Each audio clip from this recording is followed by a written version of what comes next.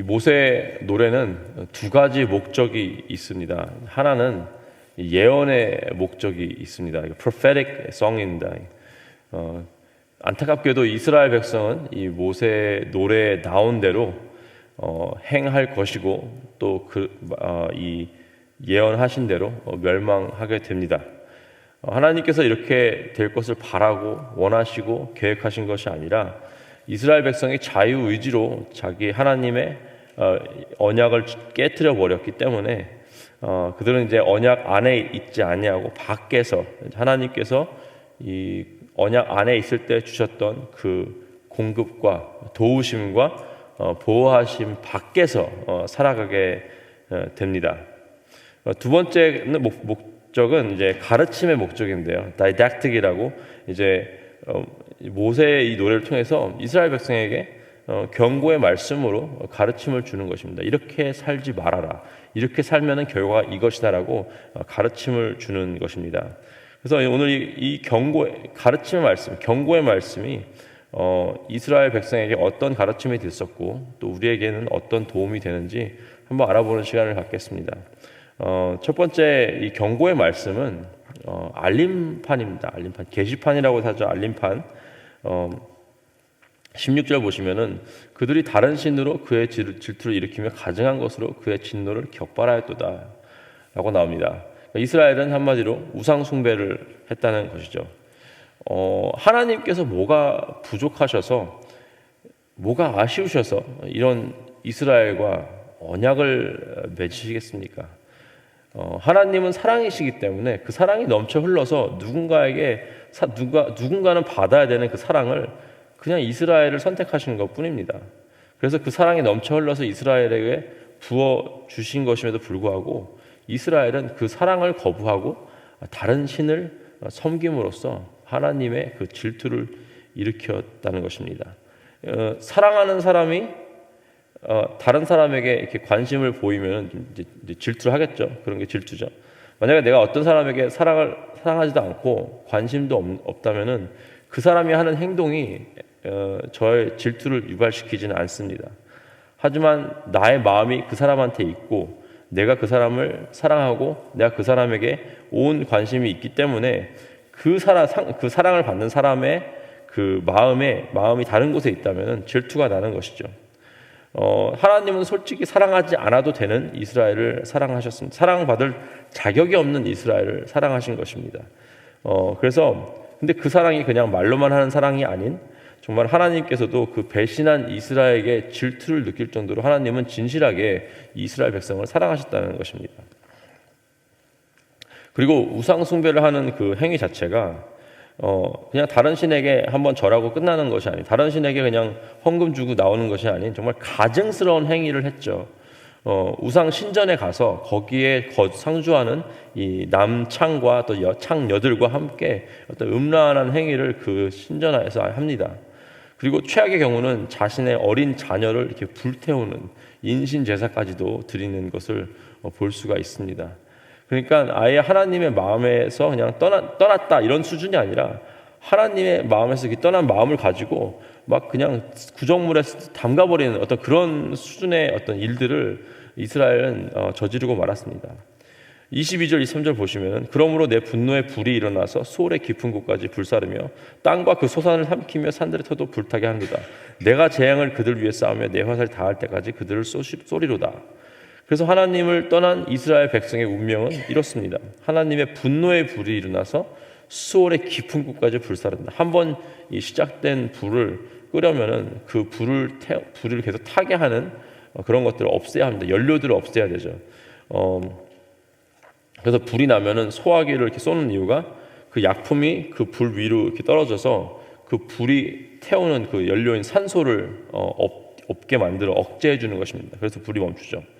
인도네시아 마두라 섬이라는데 작은 동네에는 땅 자체 안에 천연가스가 있대요. 늘 있대요. 그래서 거기는 이제 꺼지지 않는 불이 있다고 합니다. 1년 365일 계속 불이 타올라요. 땅에서. 그래서 계속해서 연료 공급되니까 불이 꺼지지 않고 또 천연가스와 또 공기 중에 산소로 인해서 계속해서 불이 타고 있습니다. 하나님의 분노는 어떤 멈추지 않는 불의 연료가 되어서 그 수월 깊은 곳까지 불사르며 이 모든 땅과 소산물을 불태우고 산과 땅까지 불태워 버린다라는 것입니다. 하나님의 분노는, 진노는 그만큼 무서운 것이라는 것이죠. 그리고 또한 하나님께서 쏟아 부으시는 이 재앙은 마치 화살 부대가 계속해서 화살을 막 쏘아 올려가지고 그 반대쪽에서 화살을 맞는 사람들이 정말 그 소나기와 같이 쏟아지는 화살을 피할 길이 없는 것들, 그런 화살을 맞아서 죽음에 이르는 것입니다. 이런 하나님의 어떤 무시무시한 이 경고의 말씀은 우리의 삶의 알림판이 되어야 되는 것입니다. 이렇게 하면은 이런 결과가 일어난다. 알림판이죠. 정보를 전달하는 것입니다. 우상 숭배의 결말은 하나님의 진노가 가득 담긴 심판이라는 것이죠. 두 번째는 이 하나님의 경고의 말씀은 이정표가 됩니다. 이정표. 17절 보시면 그들은 하나님께 제사하지 아니하고 귀신들에게 하였으니 곧 그들이 알지 못하던 신들, 근래에 들어온 새로운 신들, 너희의 조상들이 두려워하지 아니하던 것들이다. 이제 이 말을 이제 이정표로 바라본다면은 하나님 귀신들 아니면 이제 이방 신에게 제사를 드리는 것이 아니라 하나님께만 제사를 지내야 된다라고 깨달을 수 있고요. 18절 보시면 너를 낳은 반석을 내가 상관하지 않고 너를 내신 하나님을 내가 잊었도다. 여기서 이제 상관하지 아니했다는 말은 이제 똑같은 잊어버렸다, 염두에 두지 않았다, 머릿속에 그 생각을 하지 않았다라는 것이죠. 자신들이 하는 행동과 말과 이런 것들에 하나님을 염두에 두지 않고 했다는 것입니다. 우리가 이제 인간관계에서 서로를 염두에 두고 배려를 하는 것이 좋죠. 내가 이렇게 함으로써, 내가 이렇게 이야기함으로써 누군가가 상처를 받거나 마음이 언짢을 수도 있다는 것을 염두에 두고 살아야 최대한 많은 사람들과 좋은 관계로 지낼 수가 있습니다. 그래서 하나님 관계는 더 중요한데, 인간관계가 더 중요한 게 하나님과의 관계인데, 모든 일 가운데 하나님을 염두에 두고 이렇게 하면 하나님은 어떻게 생각하실까?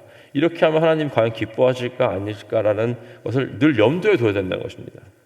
이제 금요일날 아이들과 성경 공부를 하는데 이런 어떤 아이가 질문을 했습니다. 만약에 그 단어 자체는 욕이지만 내가 그 컨텍스트를 욕이 아닌 컨텍스트에 사용을 했다라면 그게 죄인가 아닌가? 아이들다운 질문이죠. 그런 질문을 하더라고요. 저의 답은 이거였습니다. 우리가 하나님이 기뻐하시는 게 뭔지 늘 고민하며 살아가야 된다. 그러니까 하나님 pleasing to God을 머리에 두고 살아야 된다 이거죠. 그러니까 뭐가 죄인지, 그리고 내가 얼만큼 하나님께 멀어져도 하나님이 용납하실지, 그러니까 이런 거죠.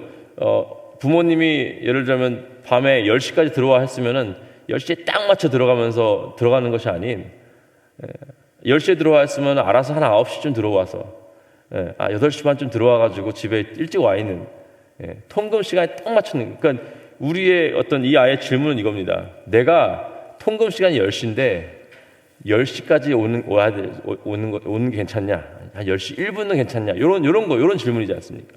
하나님께 최대한 얼만큼 가도 하나님이 봐주실까? 이거죠. 근데 우리는 그렇게 살아가는 것이 아니죠. 우리는 오히려 반대로 내가 어떻게 하면은 하나님과 더 가까워질 수 있을까? 내가 어떻게 말을 하고 어떻게 행동을 해야 하나님께서 기뻐하실까를 고민하고 살아가는 것이죠. 그것이 우리가 살아가야 될 삶의 자세입니다.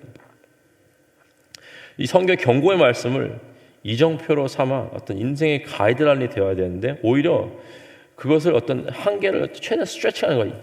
이거는 우상숭배인가 아닌가? 이거는 내가 해도 하나님께서 진노하실까 안 하실까? 그렇게 고민하는 것이 아니라 최대한 이런 죄의 씨앗들을 다 제거해버리고 하나님께 최대한 가까이 가려고 하는 것이 우리의 삶의 자세가 되어야 된다는 것입니다. 이런 경고의 말씀 사실은 성경에 다른 곳에서 나와 있습니다. 이제 특히 유명한 히브리서 말씀 있죠. 6장 보시면 한 번 빛을 받고 하늘의 은사를 맛보고도 성령에 참여한 바 되고 하나님의 선한 말씀과 내세의 능력을 맛보고도 타락한 자들은 다시 새롭게 하여 회개할 수 없나니 이는 그들이 하나님의 아들을 다시 십자가에 못 박아 드러내고 욕되게 함이라. 이거 굉장히 두려운 말씀이죠. 이거 그렇죠? 잘못 읽으면은 한 번 받은 구원을 잃어버릴 수도 있다라는 이 해석을 할 수가 있는데 그렇지 않습니다. 이 경고의 말씀이 이정표라는 겁니다. 타락을 하지 말라는 겁니다. 그게 목적인 거죠. 믿음을 저버리지 말아라. 예전에 그 유타로 출장을 간 적이 있었는데 제가 그 유타에 가면 산이 그 솔트레이크 시티 가면 산이 있더라고요. 그래서 산을 이렇게 운전하고 가는데 길이 너무너무 꼬불꼬불해가지고 날씨가 안 좋아서 약간 좀 안개가 끼면은 진짜 하나도 안 보여서 낭떠러지 떨어 죽겠다라는 생각이 들더라고요. 근데 운전을 하다 보니까 중간중간에 때에 따라서 운전자들이 안전을 위해서 필요한 이정표가 나옵니다. 그래서 1마일 앞에 낭떠러지 나와요. 그럼 어떻게 돼요? 1마일 앞에 내가 낭떠러지가 있으니까 조심해서 운전해야 되겠구나. 뭐 낙석주의 뭐 이런 거 아니면은 급커브길, 그렇죠. 커브길 이렇게 꼴고 돼 있으니까 이런 이정표를 잘 보고 그 이정표를 신뢰하고 따라간다면은 저는 무사히 그 길을 운전해서 나올 수가 있는 것이죠. 근데 만약에 앞에 낭떠러지가 있다 아니면 급커브가 있다 하는데 계속해서 한 7, 80마일로 운전한다면 어떻게 됩니까? 결국에는 큰 사고가 나거나 죽을 수도 있는 것이죠. 저는 그 이정표의 경고를 신뢰하는 것입니다. 그리고 그 경고에 따라 사는 거죠. 운전하는 거죠. 만약에 내가 이정표를 의심한다. 믿을 수 없다. 저거 누가 갖다 놓은 거야. 저거 1마일이라 가지만 사실은 뭐 좀 더 있어. 예. 그 커브길 얼마나 그게 커브가 심하겠어. 이렇게 제가 그 이정표에 나온 그 정보를 의심하고 따라가지 않는다면은 그건 저만 손해인 것입니다.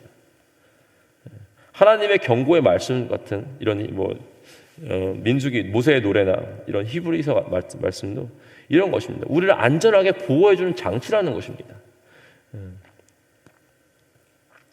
우리 마음속에 진정으로 예수님을 믿는 믿음이 있고 성령님께 살아 역사하신다면은 그런 믿음의 사람들이 이 경고의 말씀을 바라볼 때는 이정표로 받는 거예요. 그러면 안 되는구나. 내가 믿음을 떠나면 안 되는구나 라고 그렇게 해석을 할 수 있습니다. 내가 다른 신을 섬기면 안 되는구나. 내가 이방신에게 절하면 안 되는구나 라고 이것을 이제 경고의 말씀으로 받아들이는 것입니다. 근데 예수를 믿는 믿음이 없고 성령님께 내주하지 않는 사람에게는 이런 것은 오히려 더 넘어질 수 있는 계기가 되고 말씀을 귀담아 듣지 않게 되는 것입니다. 안타깝게도 이스라엘은 이것을 이정표로 보지 않았어요. 할 수 있는 한 모든 죄를 저질렀습니다. 어떻게 하면은 하나님 이만큼 그런 마인드로 살았기 때문에 어떻게 하면은 죄를 짓지만 이 말씀을 어떻게 잘 이렇게 꼬아가지고 죄가 아닌 것처럼 이렇게 합리화시킬까 이런 식으로 살아가니까 결국에는 하나님 앞에 지을 수 있는 모든 죄는 다 지어버렸습니다. 그래서 하나님의 경고의 말씀은 이정표가 아닌 심판의 말씀이 되어버렸습니다. 저와 여러분은 다른 게 있죠. 인간의 힘으로 할 수 있는 것, 인간의 수준으로 생각할 수 있는 것이 바로 그거예요. 내가 어떻게 하면 좀 더 멀리 갈까? 어떻게 하면 조금만 하나님께 더 멀어져도 하나님께서 괜찮다 하실까? 그런 것이 인간이 할 수 있는 어떤 생각의 수준이지만 예수 그리스도의 그 십자가의 은혜로 구원받은 저와 여러분은 이 성령님께서 우리를 끝까지 견인해 주시는 것입니다. 그래서 이 경고의 말씀은 우리에게 심판의 말씀이 되는 것이 아니라 우리에게 은혜의 말씀이 되는 것입니다. 이 이스라엘에게 부어졌던 이 무시무시한 심판은 사실은 우리도 받아야 되는 것입니다. 우리도 그렇게 심판을 받아야 되는 그런 죄인인데도 우리를 사랑하시는 예수 그리스도께서 십자가에서 다 받아주셨습니다. 그것을 우리에게 없는 믿음을 주셨어요. 경고의 말씀을 보고 그것이 우리의 심판의 말씀이 되는 것이 아니라 그 경고의 말씀이 우리에게 은혜의 말씀이 되는 것입니다. 그리고 우리의 삶의 이정표를 여기면서 살아갈 수 있도록 우리에게 그런 은혜를 허락하셨습니다. 오늘 하루 하나님께서 우리에게 주시는 이 말씀에 감사하면서 이 알림판 같은 주님의 말씀, 이 이정표와 같은 그 주님의 말씀을 우리가 늘 묵상하며 하나님께 더욱더 가까이 가는 우리 퀸자님 교회 성도님 되시기를 주님의 이름으로 축복하고 기도합니다. 기도하시겠습니다. 하나님 감사합니다. 하나님께서 주신 이 말씀이 우리의 삶의 이정표와 알림판이 되게 하셔서 하나님 우리가 주님의 그 은혜의 말씀을 사모하며 살아가며 어떻게 하면 주님께 더욱더 가까이 갈까? 어떻게 하면 주님을 더욱더 기쁘시게 할까라는 고민을 하며 살아가는 우리 주님의 귀한 자녀 될 수 있도록 인도하여 주시옵소서. 이스라엘의 백성들이 했던 그 잘못을 따라가는 것이 아니라 주님께 더 가까이 가는 우리가 될 수 있도록 하나님 인도하여 함께하여 주시옵소서. 감사하며 우리 주 예수 그리스도의 이름으로 기도했습니다. 아멘.